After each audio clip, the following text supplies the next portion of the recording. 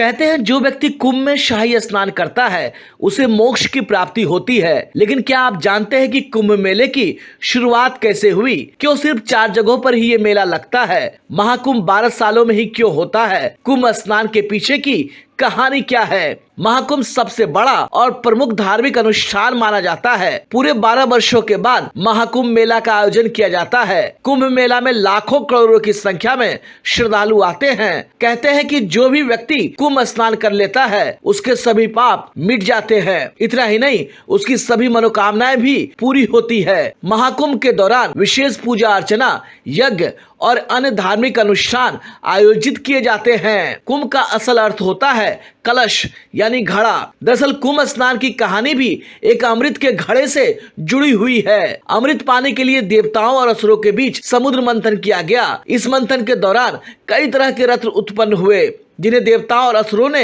बांट लिया।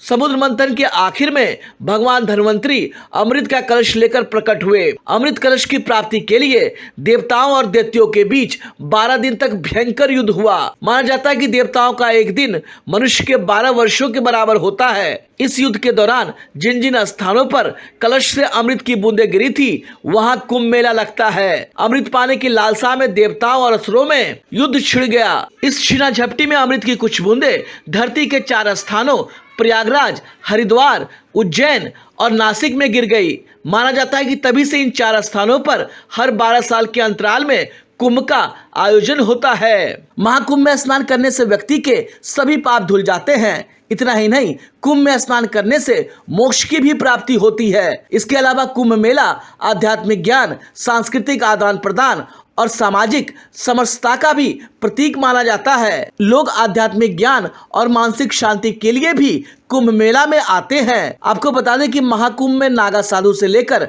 अन्य अलग अलग बड़े संत पधारते हैं, जिनका आशीर्वाद लेने के लिए श्रद्धालु दूर दूर से कुंभ मेला में शामिल होने आते हैं। पहली बार कुंभ का आयोजन कब हुआ, इसे लेकर कोई सटीक प्रमाण नहीं मिलता।